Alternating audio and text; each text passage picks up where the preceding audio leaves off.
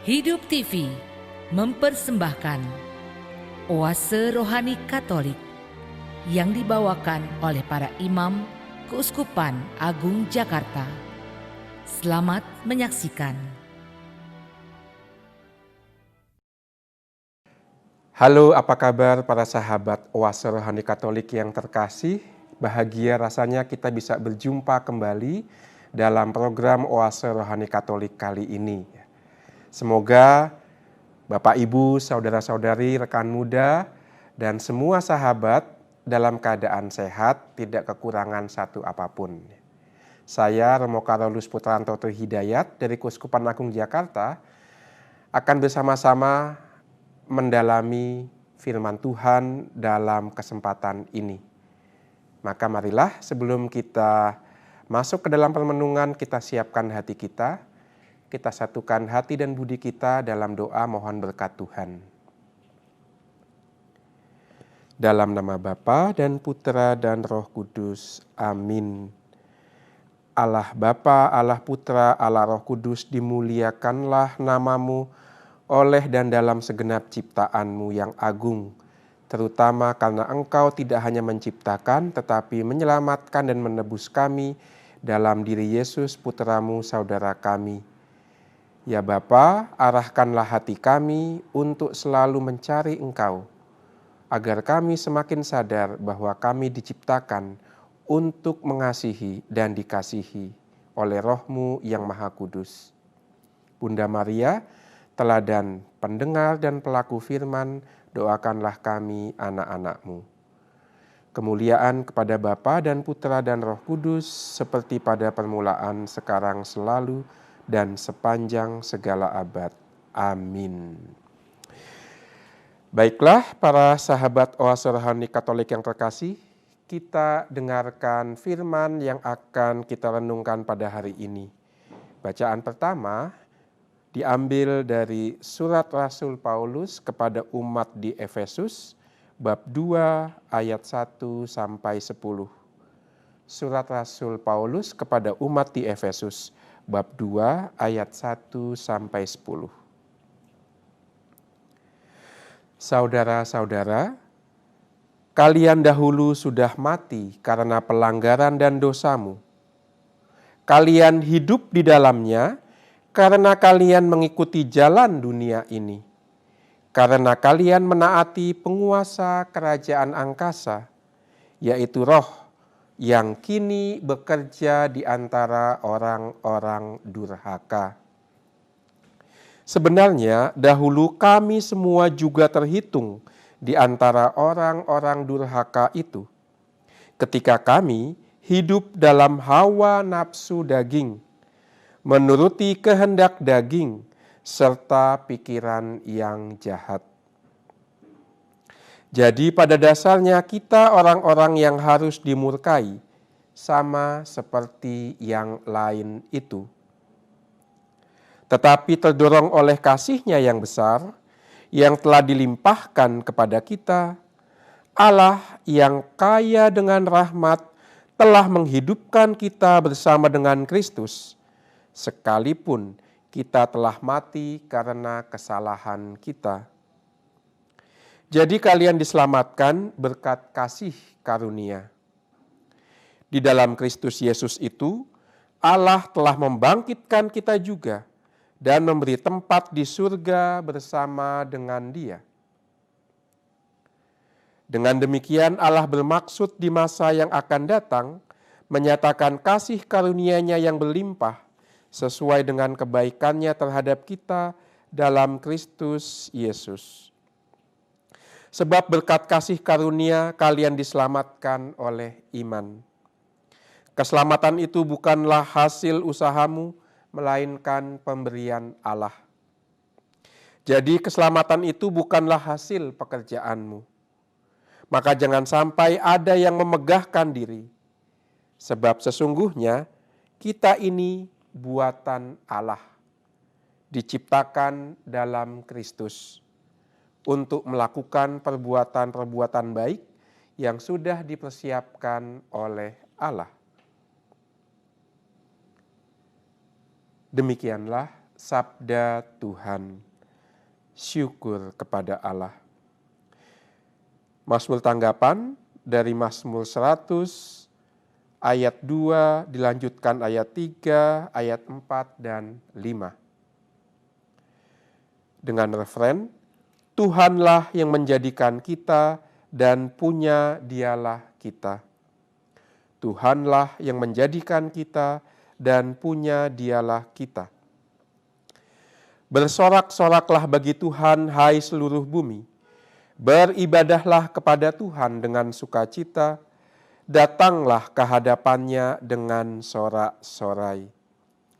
Tuhanlah yang menjadikan kita dan punya dialah kita. Ketahuilah bahwa Tuhanlah Allah. Dialah yang menjadikan kita dan punya dialah kita. Kita ini umatnya dan kawanan domba gembalaannya. Tuhanlah yang menjadikan kita dan punya dialah kita. Masuklah melalui pintu gerbangnya dengan nyanyian syukur. Masuklah ke pelatarannya dengan puji-pujian. Bersyukurlah kepadanya dan pujilah namanya. Tuhanlah yang menjadikan kita dan punya dialah kita. Sebab Tuhan itu baik, kasih setianya untuk selama-lamanya, dan kesetiaannya tetap turun-temurun.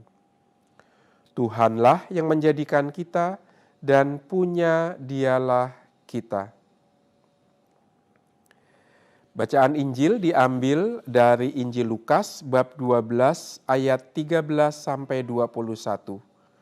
Injil Lukas bab 12 ayat 13 sampai 21.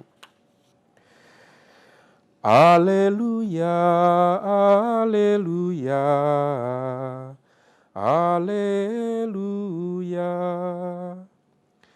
Berbahagialah orang yang miskin di hadapan Allah, karena merekalah yang empunya kerajaan surga. Haleluya, haleluya, haleluya. Tuhan sertamu dan sertamu juga. Inilah Injil Yesus Kristus menurut Lukas. Dimuliakanlah Tuhan. Sekali peristiwa, Yesus mengajar banyak orang.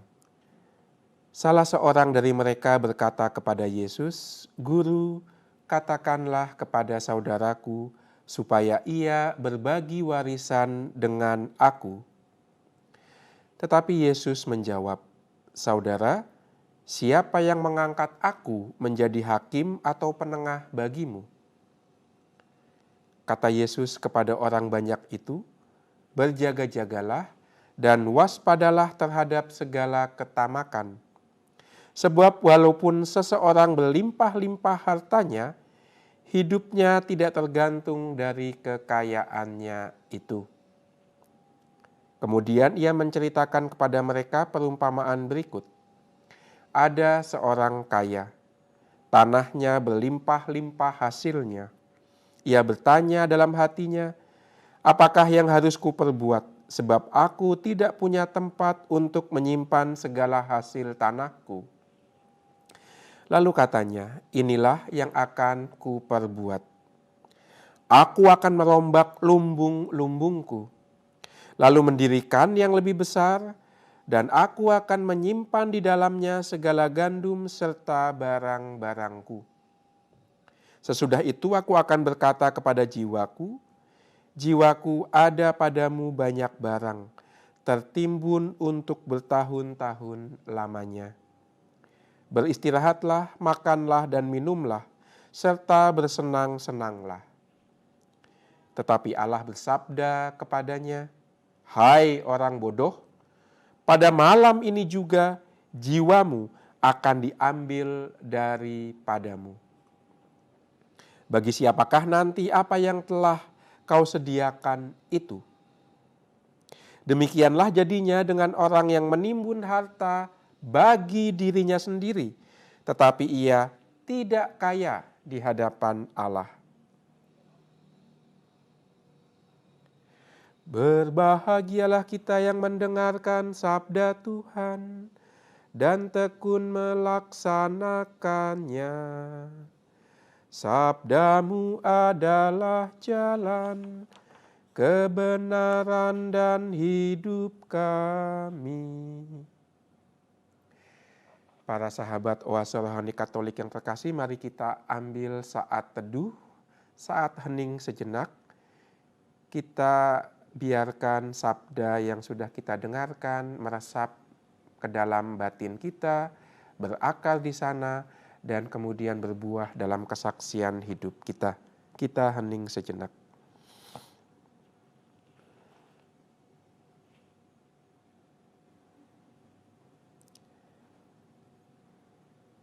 Ubahlah hati kami dengan sabda-Mu ya Tuhan, agar kami hidup seturut kehendak-Mu.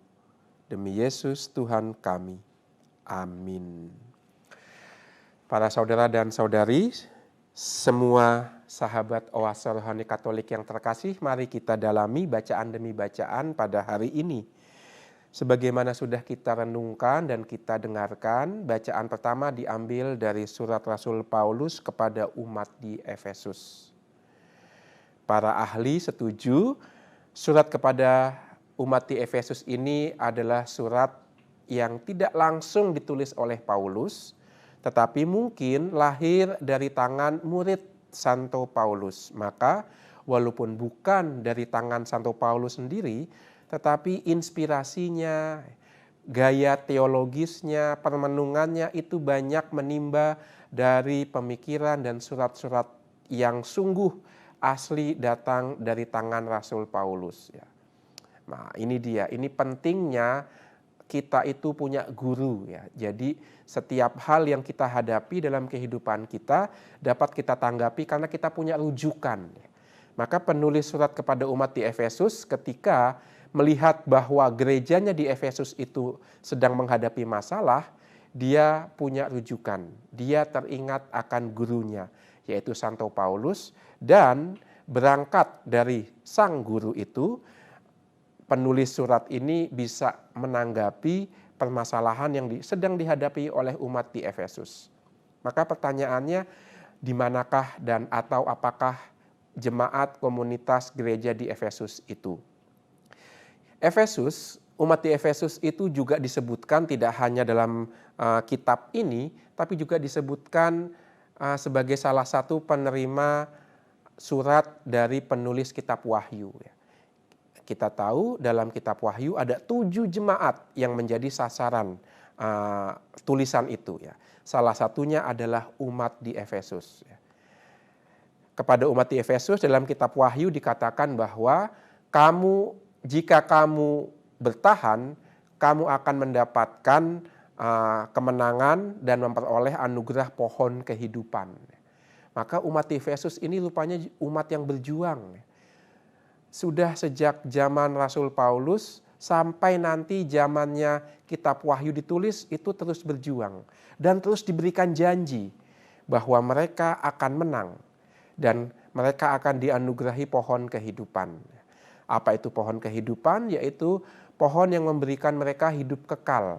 Yaitu satu suasana di mana mereka bisa hidup bersama dengan Allah. Karena itu artinya hidup kekal, hidup bersama dengan Allah. Nah itulah gambaran kurang lebih umat di Efesus. Umat yang terus berjuang, umat yang terus didorong untuk tidak patah semangat dalam perjuangannya. Karena apa? Karena mereka hidup di tengah bangsa yang tidak mengenal Allah. Mereka hidup di tengah bangsa yang tidak menyembah Allah Sang Pencipta yang tunggal, tetapi umat atau bangsa yang menyembah banyak dewa dan dewi. Di Efesus itu ada satu kuil yang begitu hebat, yaitu kuil Dewi Artemis, yang bahkan sampai sekarang sisa-sisanya itu membuat banyak orang kagum kalau ke sana, dan menjadi salah satu dari 7 keajaiban dunia. Nah, bayangkan umat Kristen yang masih muda yang tinggal di Efesus harus berhadapan dengan satu kepercayaan kuno yang tidak hanya tua, tetapi juga punya keagungan selain dalam upacara-upacaranya yang megah, tapi juga bangunan fisiknya. Maka ada godaan umat di Efesus itu minder ya. Kita itu kecil, kita itu masih sangat muda, dihadapkan dengan bangsa lain yang beribadah dengan megah, dengan caranya yang agung, dengan kuilnya yang hebat, yaitu seperti saya katakan tadi Dewi Artemis. Nah, kepada umat di Efesus inilah bacaan pertama ini ditujukan ya, pada umat di Efesus. Maka kalau kita masuk lebih dalam, ada paling tidak 3 pesan penting yang bisa kita tarik di sana. Pesan yang pertama adalah umat di Efesus diundang untuk melihat keadaan hidup mereka. Apa itu? Bahwa mereka itu hidup berdasarkan kasih karunia. Nah, ini yang mungkin tidak disadari oleh umat di Efesus. Karena apa? Karena mereka merasa bahwa hidup mereka itu bisa menjadi lebih baik dalam arti moral dan dalam arti religius itu karena perjuangan mereka, karena usaha mereka. Ya. Maka Santo Paulus mengatakan, jangan ada satupun di antara kalian itu yang membanggakan diri kalau mereka sekarang hidup lebih baik dari sebelumnya. Maka ini pesan pertama, yaitu bahwa kamu itu hidup dalam kasih karunia. Nah, ini pesan yang pertama, diingatkan bahwa umat di Efesus sudah hidup berdasarkan kasih karunia. Umat di Efesus sudah hidup karena kasih karunia Allah dilimpahkan, karena mereka diciptakan oleh Allah untuk hidup baik. Nah, ini yang pertama. Menarik bahwa ketika Paulus menyatakan keadaan ini, Paulus mengingatkan akan situasi mereka yang lama, yaitu mereka hidup dalam pelanggaran, mereka hidup dalam dosa, mereka hidup tapi tidak hidup, mereka hidup tapi sebenarnya mereka itu mati. Ya. Maka ini yang sebenarnya seperti zombie ini kan, hidup dalam dosa, hidup dalam pelanggaran. Ya. Apa itu artinya? Ya? Artinya ya hidup kita itu berjalan begitu saja. Karena mengikuti yang seperti kita dengarkan dalam bacaan ini, mengikuti hawa nafsu, mengikuti daging. Ya. Nah, ini pesan yang kedua ya. Bahwa kasih karunia itu adalah aktual kita sekarang ini. Tetapi ingat, kasih karunia itu datang dari Allah, tetapi yang kedua, kasih karunia itu harus diperjuangkan, hidup dalam kasih karunia harus terus diperjuangkan karena yang kedua, masih ada kekuatan-kekuatan lama yang mau menunggangi dan menguasai kita, yaitu kekuatan yang dikatakan dalam bacaan pertama tadi dikendalikan oleh roh durhaka, roh yang menguasai orang-orang durhaka. Jadi sebenarnya umat di Efesus itu di satu sisi hidup dalam kasih karunia, tapi di sisi lain mereka juga harus berjuang. Karena apa? Karena ada kekuatan lama yang ingin menguasai mereka kembali. Dikatakan roh-roh penguasa angkasa yang menguasai orang-orang durhaka. Nah, jadi umat di Efesus masih harus berjuang untuk terus hidup dalam kasih karunia. Karena apa? Karena mereka bisa tergoda untuk jatuh dalam kehidupan lama, yaitu kehidupan yang dikuasai oleh roh-roh penguasa angkasa tadi, yang menguasai orang-orang yang durhaka. Nah, apa cirinya orang-orang itu, orang Efesus itu hidup dalam kasih karunia di satu sisi, dan di sisi lain hidup mengikuti roh-roh penguasa angkasa itu. Biasanya kalau orang itu mengikuti hawa nafsu, mengikuti keinginan dagingnya, maka pada saat itulah roh-roh penguasa angkasa itu akan menguasai dia dan mengendalikan dia. Ingat, mengendalikan artinya apa? Artinya dia tidak bebas. Dia hidup tapi tidak bebas. Tidak hidup menurut batinnya, hati nuraninya. Tetapi ada roh lain yang mengendalikan dia. Dan itu seperti saya katakan tadi, dia hidup tapi sebenarnya dia mati. Dia hidup dalam kematian, dalam pelanggarannya. Bisa saya katakan ada satu ciri, yaitu misalnya orang ini hidup dalam kecanduan. Kecanduan seperti itu. Kecanduan adalah salah satu ciri di mana orang dikuasai oleh roh angkasa itu. Bukan dirinya yang hidup, tapi yang lain yang hidup, yang mengendalikan dan mendorong dia. Nah, itu cirinya seperti orang kecanduan sebenarnya. Apa ciri orang kecanduan? Ciri orang kecanduan adalah hidupnya itu berputar aja ke tempat yang sama. Di sekeliling hal yang dia candui, di sekeliling hal yang dia minati, di sekeliling hal yang dia kejar dan dia cari. Itu, dia hidup dalam lingkaran, perputaran yang sama. Maka hidupnya di satu sisi kelihatannya berlimpah, kelihatannya itu menyenangkan, tapi sebenarnya membosankan. Karena hanya itu-itu saja. Nah ini, maka hidup orang yang ada di bawah penguasa roh-roh angkasa, itu sebenarnya hidup yang mudah dikendalikan oleh hal-hal yang ada di luar dirinya. Karena dia kehilangan pusat dirinya, yaitu dalam hatinya. Dalam tradisi kitab suci, hati adalah pusat hidup orang. Nah, orang yang dikuasai oleh roh-roh angkasa, itu pusatnya tidak ada dalam dirinya, tapi pusatnya ada di luar dirinya, dalam bentuk hal-hal duniawi, dalam bentuk materi atau yang dikejar-kejar oleh banyak orang di dunia ini. Uang, kekuasaan, kekayaan, nah itu yang menjadi pusat. Bukan dalam hatinya. Maka orang-orang seperti ini mudah dikendalikan, mudah diprovokasi, mudah ditipu oleh orang lain yang posisinya lebih tinggi. Nah, ini ciri orang yang hidup di bawah kekuasaan roh-roh angkasa. Ya. Maka dikatakan dalam surat ini jelas sekali itu. Penulis surat ini punya analisis sosial yang kuat ya. Orang yang hidupnya tidak berpusat pada hati nuraninya, dia akan dikendalikan oleh orang lain yang ada di atasnya. Orang yang lebih berkuasa, orang yang lebih pintar. Maka roh-roh itu bekerja dalam diri orang-orang durhaka. Artinya orang-orang yang mengendalikan, yang memanipulasi mereka yang tidak punya hati sebagai pusat. Itu tidak jauh berbeda dengan zaman sekarang kan seperti itu ya. Banyak anak muda tidak punya kekuatan batin. Banyak anak muda dikatakan hidupnya dangkal. Tidak punya hati sebagai pusatnya. Itu juga dianalisa oleh Paus Fransiskus dalam ensikliknya yang terakhir. Persaudaraan dan persahabatan sosial. Fratelli Tutti, persaudaraan bagi semua. Paus Fransiskus mensinyalir anak-anak muda itu oleh dunia ini dicabut dari sejarah, dicabut dari budaya. Padahal sejarah dan budaya mereka lah yang menuntun mereka masuk ke dalam pusat hati mereka. Padahal sejarah dan budaya mereka lah yang menuntun mereka untuk hidup berdasarkan hati nurani. Tapi kalau itu terjadi, orang-orang durhaka atau para penguasa, entah penguasa ekonomi atau yang punya jaringan luas, itu tidak bisa mengendalikan anak muda. Maka dengan satu dan lain cara anak muda dicabut dari hal itu. Contohnya melalui media sosial ya. Ini Oase Rohani Katolik juga berjalan berkat media sosial ya. Tapi media sosial ini dipakai untuk menuntun kita masuk ke dalam hati.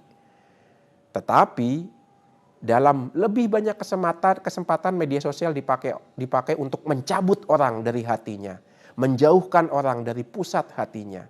Dan pada saat itulah kemudian orang yang tidak punya akal dalam hatinya mudah dikendalikan oleh orang-orang durhaka, oleh para penguasa yang ingin mendapatkan keuntungan dari situasi seperti itu. Nah, ini situasi orang yang hidup dalam di bawah kendali penguasa-penguasa angkasa ya. Punya kecanduan ya kan, hidupnya kemudian juga tidak punya komitmen, tidak punya karakter karena pusatnya tidak dalam dirinya sendiri tapi di luar dirinya dan dikendalikan oleh orang-orang lain yang menguasai jaringan-jaringan itu ya. Ada banyak contoh ya bisa kita lihat dalam kehidupan kita ya. Mengapa ada banyak orang itu kemudian juga malas keluar ya. Kenapa orang juga malas bergaul ya. Malas ikut aktivitas di lingkungan dan seterusnya ya. Karena tidak ada lagi dorongan untuk berjumpa dengan orang lain untuk saling memperkaya batinnya. Karena batinnya hampa ya. Ada satu penelitian di Amerika yang menunjukkan bahwa generasi muda di Amerika yang lahir tahun 96 ke atas yang disebut generasi Z itu adalah generasi yang takut mengambil resiko. Mereka itu tidak banyak melakukan tindak kriminal, ya. Tapi hidup mereka itu ya datar-datar saja. Mereka itu sudah merasa aman dan nyaman dalam yang namanya gadget, dalam media sosial. Generasi Z ini sudah mengenal gadget sejak sekolah menengah pertama. Ini ciri orang yang hidup di bawah kendali penguasa angkasa. Mereka hidup nyaman, tidak sadar bahwa dalam kenyamanan mereka dikendalikan sehingga mereka tidak berkembang. Nah, itu.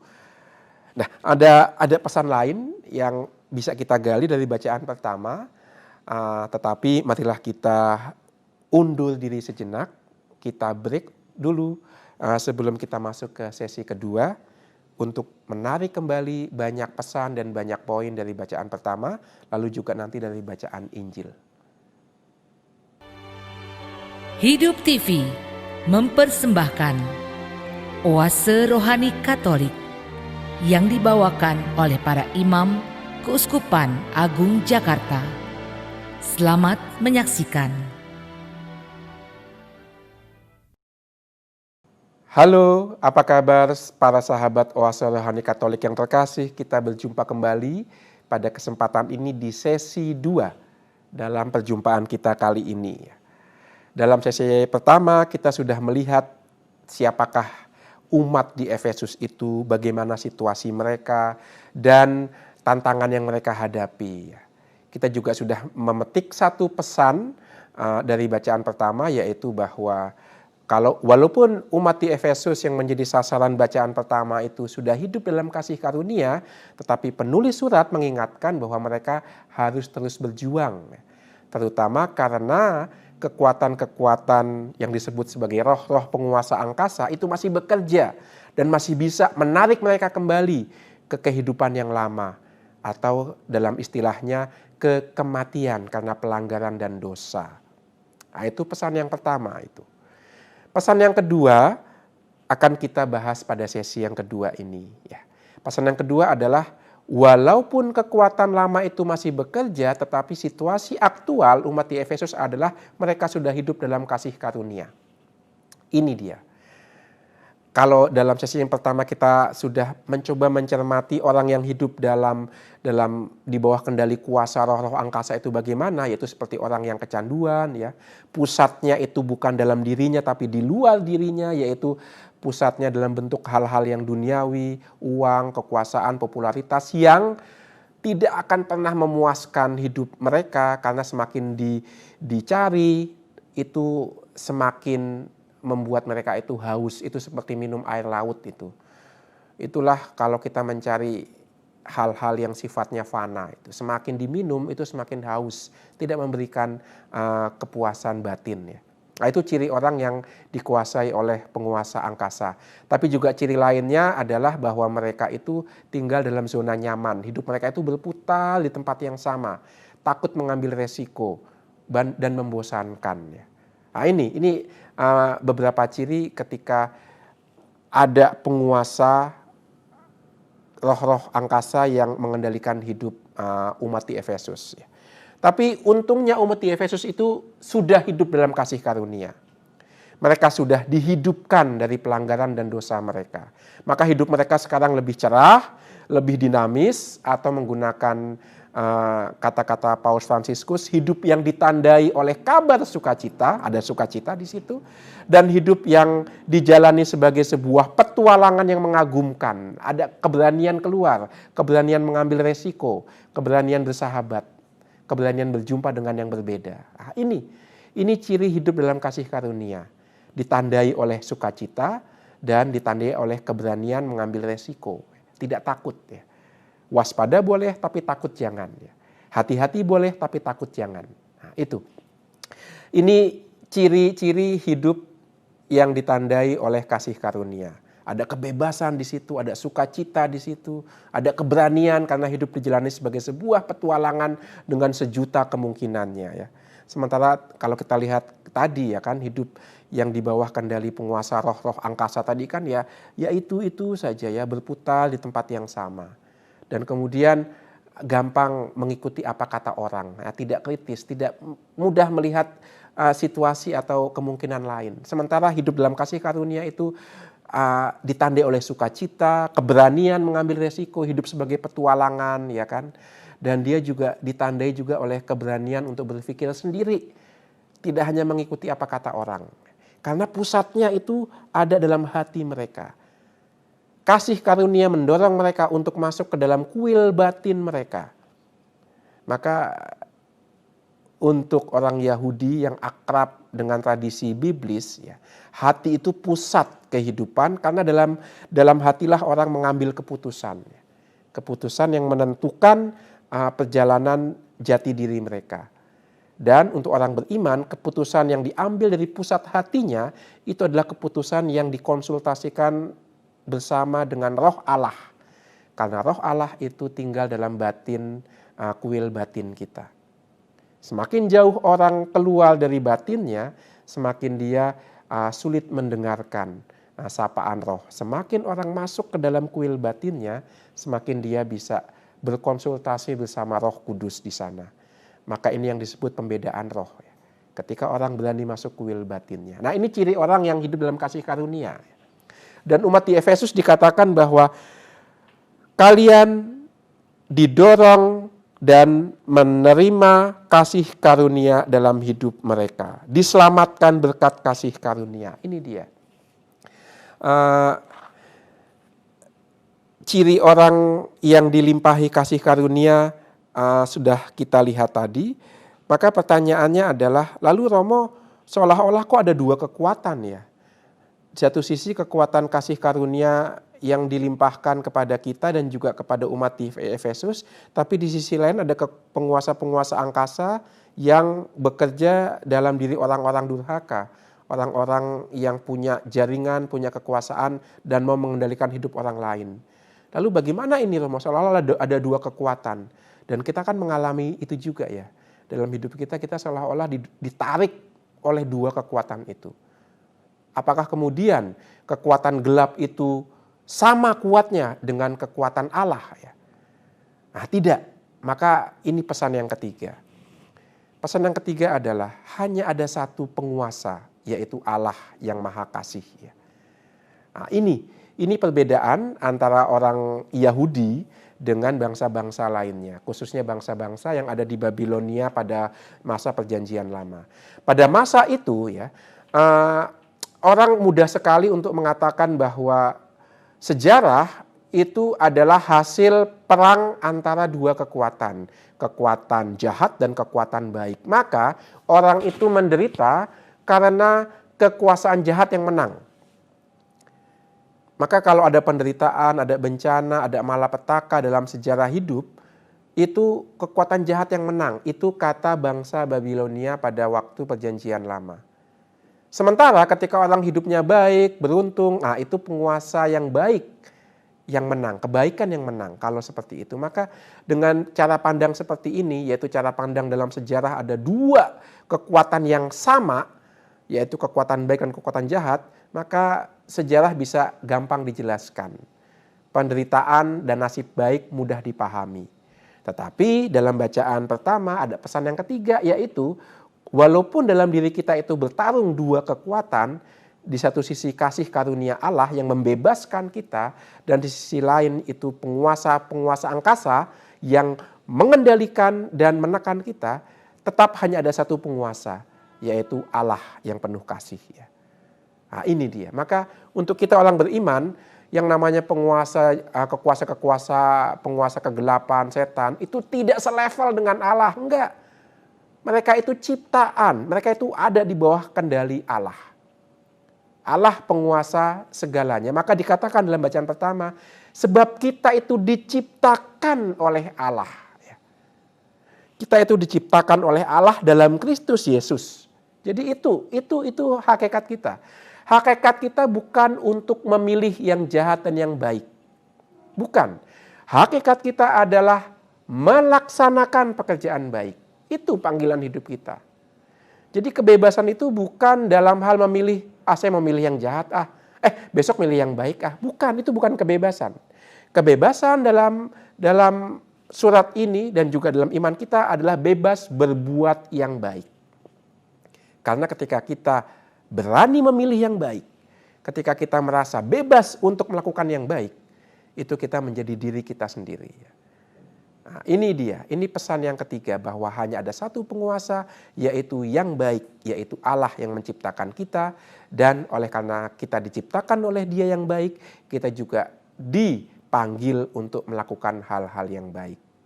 Maka kebebasan bukan bebas memilih yang baik atau yang buruk, enggak. Kebebasan adalah bebas melakukan yang baik. Itu, semakin kita mudah memilih yang baik dan melakukan yang baik, itulah kebebasan. Nah, itu karena kita diciptakan oleh Allah yang maha baik. Nah ini dia, maka kita tidak heran ada begitu banyak orang yang mengagumkan, yang di tengah kondisi-kondisi sulit apapun, mereka toh berani melakukan yang baik. Mereka toh berani memilih yang baik. Mengapa mereka mengagumkan? Mengapa mereka begitu menarik? Karena dari dalam batin kita ada hal yang sama. Kita diajak untuk seperti tokoh-tokoh ini. Ibu Teresa dari Kalkuta, Santo Fransiskus Assisi, Bapak Paus Fransiskus. Ya. Ini kan tokoh-tokoh yang dengan teladan mereka, dalam kesederhanaan mereka, membangkitkan dalam diri kita juga panggilan yang sama. Aku maunya seperti itu. Karena aku diciptakan untuk melakukan hal seperti itu juga. Ya. Kita tidak mungkin menjadi seperti Santa Teresa dari Kalkuta, Santo Fransiskus, kita tidak mungkin ya. Tapi kita mungkin menjadi orang baik dalam situasi kita masing-masing ya. Pelajar misalnya ya kan, walaupun belajar dengan online misalnya, tetapi tetap semangat, tidak putus asa ya kan, tidak mudah bosan, terus berjuang ya. Karena itu panggilan dalam diri kita. Atau juga ketika ibu rumah tangga misalnya kan, seperti yang dicontohkan Bapak Paus Fransiskus, berani menolak untuk tidak bergosip ya. Nah itu langkah kecil menuju kekudusan, langkah kecil menuju panggilan untuk lebih baik hari lepas hari. Nah ini pesan yang ketiga, kita tidak dipanggil untuk memilih baik atau buruk, tapi kita dipanggil untuk memilih dan berbuat yang baik. Maka umat di Efesus dengan surat ini dikuatkan iman mereka. Seperti juga kita pada saat ini dikuatkan oleh karena pesan dari surat Efesus ini. Kita terus berjuang dengan kesadaran hanya ada satu penguasa, yaitu Allah yang maha baik, dan kita dipanggil untuk berbuat baik. Itu pesan dari bacaan pertama. Sekarang kita melihat Injil. Ini Injil Lukas yang menjadi bacaan hari ini, Lukas bab 12 ayat 13 sampai 21, sudah sering kita dengarkan ya kan, perumpamaan orang yang kaya yang menimbun harta bagi dirinya sendiri ya. Nah, tetapi mari kita coba tarik maknanya. Saya akan coba hubungkan dengan ensiklik yang paling baru Paus Fransiskus ya. Ya, bacaan Injil dibuka dengan pertanyaan, "Guru, katakanlah kepada saudaraku supaya ia berbagi warisan dengan daku." Yesus diminta jadi penengah dalam satu konflik permasalahan rumah tangga, yaitu soal warisan. Betapa sering keluarga rumah tangga itu pecah gara-gara harta waris. Betapa banyak tali persaudaraan itu putus karena persoalan warisan. Itu bukan barang baru rupanya. Itu rupanya sudah sejak zaman Yesus itu terjadi. Bahkan sejak sebelum Yesus juga. Jadi persaudaraan, pertikaian saudara yang satu dengan saudara lainnya itu sudah terjadi rupanya sejak zaman purbakala. Bahkan sejak dunia diciptakan. Kain dan Habel itu kan berantem gara-gara itu juga ya. Yang akarnya sebenarnya satu, yaitu iri hati. Jadi segala hal yang terkait dengan warisan, segala konflik yang tidak berkesudahan, itu kemungkinan besar sumbernya satu, yaitu iri hati. Seperti Kain dan Habel. Dan Yesus diminta untuk masuk ke dalam arena pertempuran itu ya. Soal berbagi warisan. Yang menarik apa? Menarik Yesus tidak begitu saja menerima. Bahkan ada kesan Yesus menolak. Siapa yang menentukan aku jadi juru hakimu? juru penengahmu. Yesus tidak mau masuk ke dalam lingkaran di situ ya. Karena bisa jadi ya kan ya, keputusan diambil lalu semua orang menerima tapi hatinya nggak tenang. Maka perkara pertama-tama ini bukan soal keputusan, tapi perkara pertama itu soal hati, soal keterbukaan, soal kedewasaan, soal iri hati tadi itu ya. Nah, itu yang mau Yesus cabut, itu yang mau Yesus sembuhkan. Bukan perkaranya, tapi hati yang mau ia sembuhkan. Yesus tidak mau memecahkan masalah secara legal hukum dengan mempertimbangkan ini itu enggak. Yesus tidak dipanggil untuk hal itu. Yesus dipanggil untuk menyembuhkan hati. Maka Yesus kemudian mengeluarkan perumpamaan itu untuk mendorong orang masuk ke dalam batinnya lagi dan untuk menerima kesembuhan dari sana. Apa yang mau disembuhkan Yesus dari hati orang-orang ini, dua saudara yang bertengkar soal warisan ini, yaitu soal egoisme. Karena egoisme lah yang kemudian beranak pinak. Egoisme itu yang menjadi akal dari segala iri hati, ya kan. Kain mengapa iri kepada Habel ya? Karena dia mau menjadi pusat perhatian ya. Dia iri, kenapa sih Habel yang diperhatikan Allah dengan persembahannya, kenapa aku tidak diperhatikan. Jadi iri hati itu akarnya ada pada egoisme, ada pada pokoknya untuk aku. Nah itu yang mau disembuhkan oleh Yesus. Jadi Yesus tidak langsung menyelesaikan perkaranya secara legal, hukum, tapi dia mau masuk lebih dalam lagi ke perkara hati. Kerap kali dalam relasi kita hal ini kurang diperhatikan ya kan. Kita maunya formal, selesai secara legal, tuntas secara perkara, secara hukum ya. Jadi keadilan itu 50-50 ya. Tapi kita lupa membenahi hati yang mungkin tidak bisa menerima perkara itu demikian saja ya. Ada hati yang perlu disapa juga selain masalah-masalah formal ya. Nah ini kerap kali kita lupakan dalam relasi-relasi kita ya. Sebagai contoh misalnya saja ya, saya ambil contoh diri saya lah. Saya kan Romo Pamong ya, seminari tinggi ya. Di seminari ada aturan kan ya. Ada aturan bahwa jam sekian belajar, jam sekian makan dan seterusnya ya. Maka misalnya ya, ada frater yang melanggar aturan. Saya dengan mudahnya mengatakan ya kamu melanggar aturan, kamu dihukum. Selesai. Karena berani ngambil resiko masuk seminari. Berani dengan demikian juga mengikuti aturan yang ada. Kalau kamu melanggar ya berani menerima konsekuensi. Itu selesai, itu mudah. Tetapi ingat yang saya hadapi ini manusia, para frater ya. Yang tidak semudah itu mengikuti hal-hal yang ada ya. Bisa jadi dia itu melanggar aturan atau tidak datang tepat waktu karena satu dan lain hal ya. Nah, ini yang namanya pendekatan pastoral. Pendekatan pastoral itu melampaui aturan-aturan. Seperti Yesus, pendekatan pastoral itu mau masuk ke dalam hati. Mau melihat apa sih yang kamu hadapi. Maka kalau hukum itu sifatnya universal ya kan. Situasi apapun ini aturannya.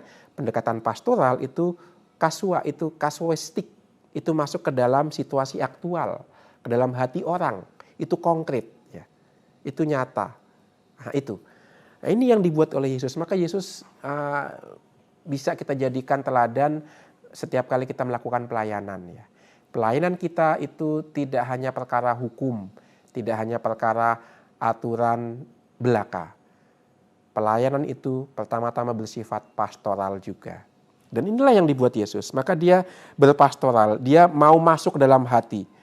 Yesus tidak mau sekedar menyelesaikan masalah, ya kamu dapat ini, kamu dapat itu, tidak. Tapi Yesus masuk ke dalam hati, melihat kemungkinan bahwa di antara dua saudara itu ada egoisme yang menjadi akal dari iri hati, yang membuat mereka sulit berbagi harta warisan dengan sukarela. Ya, maka untuk itulah kemudian Yesus menceritakan perumpamaan orang kaya yang bodoh itu, ya kan? Orang kaya yang mengumpulkan semuanya untuk dirinya. Maka dikatakan oleh Yesus, berjaga-jagalah dan waspadalah terhadap segala ketamakan. Nah itu dia. Egoisme yang melahirkan iri hati juga menjadi akar untuk segala ketamakan. Ketamakan itu kerakusan, itu salah satu dari dosa, 7 dosa dosa utama itu. 7 dosa utama itu ada kerakusan di situ. Ya. Maka tidak heran gereja mengajarkan itu ya. Ketamakan itu bisa membuat hati kita itu menyimpang dari Allah ya. Dari orang sebenarnya baik ya, tetapi karena tidak berjaga-jaga terhadap ketamakan dia menyimpang, lalu lama-lama makin jauh dari Allah. Berapa banyak orang yang punya potensi menjadi pelayan pastoral yang baik. Entah itu guru, entah itu dosen, entah itu romo.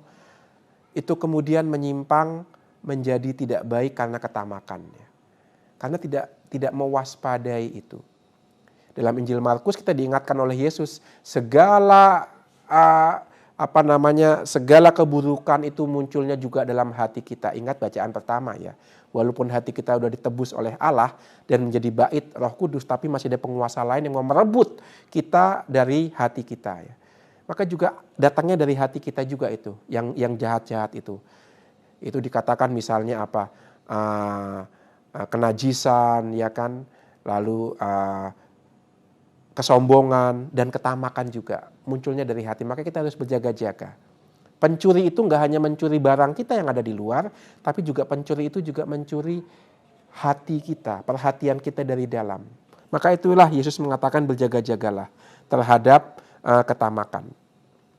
Dan perkaranya apa? Perkaranya adalah kalau saya hubungkan dengan Paus Fransiskus, itu dikatakan bahwa dengan ketamakan, dengan egoisme, walaupun kita bisa mengumpulkan segala yang kita cari bagi diri kita ya, kita itu menciptakan zona nyaman. Kita itu ada dalam bahasa Paus Fransiskus itu keamanan yang palsu ya. Seolah-olah semua itu ada di tangan kita. Nah, itulah keamanan yang palsu. Semua ada di tanganku. Seolah-olah aku bisa mengendalikan segalanya karena semuanya bisa ada dalam tanganku dan semuanya itu kukumpulkan supaya aku semakin aman dan semakin nyaman. Nah, itulah keamanan palsu yang dibahasakan kembali oleh Paus Fransiskus ya. Terus lalu Paus Fransiskus memberikan contoh pandemi COVID-19 ini ya, contohnya ya kan. Berapa banyak agenda, berapa banyak acara itu bubrah karena COVID ini. Maka COVID ini membuka mata kita sebenarnya. Betapa kita itu kerap kali mengandalkan diri dalam keamanan dan kenyamanan palsu ya. Maka harga yang harus dibayar itu berat itu. Saya merasa oke, saya merasa nyaman, tapi hati-hati ya. Keamanan dan kenyamanan saya rupanya juga ditentukan oleh orang lain ya. Bagaimana orang lain itu juga menjalani protokol kesehatan atau tidak ya. Itu lihat betapa ringkihnya dunia yang kita bangun dengan tangan kita sendiri. Persis itu yang ada dalam perumpamaan tentang orang kaya yang bodoh. Dia mau melindungi dirinya dengan hasil tanahnya yang luar biasa. Dengan lumbung yang besar-besar ya. Tetapi ternyata hidupnya tidak ada di tangannya sendiri. Hidupnya itu seperti gelas kristal yang tipis ya. Bisa kesentuh sedikit jatuh lalu pecah. Ah itu dia. Maka dikatakan dalam perumpamaan itu, malam ini juga aku akan mengambil nyawamu. Apa yang bisa kau perbuat? Nah itu dia. Maka Injil hari ini mengundang kita untuk sadar akan egoisme yang berakal dalam hati kita yang menjadi sumber dari iri hati dan ketamakan. Dan di situ bisa membangun sebuah kenyamanan palsu. Seolah-olah hidupku sudah aman karena aku sudah mendapatkan semua yang kuinginkan. Hati-hati. Karena apa? Karena hidup kita itu rupanya begitu ringkih. Ada banyak faktor yang berpengaruh dalam hidup kita yang tidak ditentukan oleh diri kita sendiri, tapi ditentukan oleh banyak situasi, banyak orang di sekitar kita. Satu kali datang kepada saya seorang bapak ya kan, yang mohon doa untuk anaknya ya. Kenapa bapak ini mohon doa untuk anaknya? Karena anaknya ini punya kemampuan. Kemampuan apa? Kemampuan untuk melihat hal-hal yang rohani. hal-hal yang gaib, nah, gitu kan. Bapak ini mulanya tidak percaya. Mengapa dia tidak percaya? Karena dia malu dengan apa yang dialami anaknya ya. Anaknya bertingkah tidak seperti anak-anak lainnya karena kemampuan ini ya. Dia tidak mau anaknya itu berbeda dengan anak-anak lainnya. Maka dia menekan anaknya supaya menolak kemampuan itu. Udahlah, itu bohong-bohongan, itu nggak mungkin kamu alamin, itu hanya fantasimu belaka. 1,5 tahun bapak ini berjuang untuk bisa menerima anak ini apa adanya. Kemudian setelah dia bercerita seperti itu, dia mohon doa dari saya. Doa apa? Doa supaya anaknya dengan kemampuannya ini tidak terseret kepada kekuatan-kekuatan gelap, godaan-godaan gelap, atau juga godaan menjadi sombong, tetapi malah semakin membuat anak ini dekat dengan Tuhan. Maka ketika misalnya melihat penampakan, anak ini akan berkata, kembalilah kepada Allah, aku akan mendoakan engkau supaya engkau diterima di sisi Allah. Misalnya seperti itu. Maka bapak ini minta doa saya supaya anaknya bisa melakukan hal itu ya. Dengan kemampuannya melihat hal-hal gaib, hal-hal yang rohani, mendekatkan dia pada Allah dan juga membantu semakin banyak orang.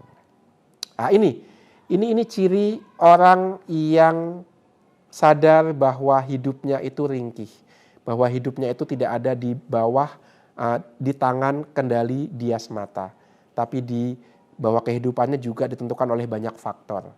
Dan dari banyak faktor itu ada kekuatan-kekuatan lain juga yang bisa menarik dia semakin jauh dari Allah. Ya. Maka bapak ini sadar akan keringkihan hidupnya, itu mohon bantuan doa dari saya, mohon rahmat kepada Allah supaya anaknya tidak jatuh ke dalam egoisme, dalam kesombongan, mementingkan diri sendiri, memanfaatkan kemampuannya untuk kepentingan dirinya sendiri. Tetapi kelebihannya itu dia manfaatkan untuk menolong banyak orang. Tidak seperti orang kaya dalam perumpamaan ini ya, yang mengumpulkan harta bagi dirinya. Ya. Karena sadar hidup itu bukan hanya di tangan kita, tapi juga di tangan orang lain. Ya. Kita bisa hidup penuh makna ketika kita membawa kehidupan bersama-sama. Tidak hanya di tangan kita, tapi bersama dengan tangan orang lain. Ya. Apa jadinya saya sehat sendirian ya, tetapi banyak orang lain menderita. Dan saya tidak mungkin sehat terus-menerus kalau orang lain juga hidupnya tidak sehat. Maka kita hidup bersama-sama. Ibu bapak dan saudara-saudara yang terkasih, sayang sekali waktu juga yang membatasi perjumpaan kita. Maka setelah kita merenungkan, setelah kita mendengarkan dan mendalami firman Tuhan, marilah sekarang kita akhiri perjumpaan kita dengan mohon berkat agar apa yang kita dengarkan berbuah dalam hati kita dan membawa kita pada kesaksian dan pelayanan yang lebih baik lagi. Mari kita hening sejenak. Dalam nama Bapa dan Putera dan Roh Kudus. Amin. Allah Bapa kami, syukur atas firman-Mu yang menguatkan kami karena menjadi santapan rohani kami dalam pesiarahan di dunia ini. Tuhan berkatilah kami agar kami menjadi orang yang mau berbagi, agar kami menjadi orang yang tidak membangun dunia palsu yang memberikan kenyamanan palsu, tetapi orang yang sadar bahwa dunia ini adalah dunia yang penuh dengan perjuangan untuk melakukan yang baik, memuliakan nama-Mu untuk keselamatan sesama. Bunda Maria, doakanlah kami, putri dan putra-Mu. Tuhan serta-Mu, dan serta-Mu juga, semoga kita semua, keluarga kita dan karya pelayanan yang Tuhan percayakan kepada kita, senantiasa diberkati oleh Allah yang Maha Kuasa, Bapa dan Putera dan Roh Kudus. Tuhan Yesus memberkati, Bunda Maria melindungi. Demikianlah oase rohani Katolik yang dibawakan oleh para imam Keuskupan Agung Jakarta. Tuhan memberkati.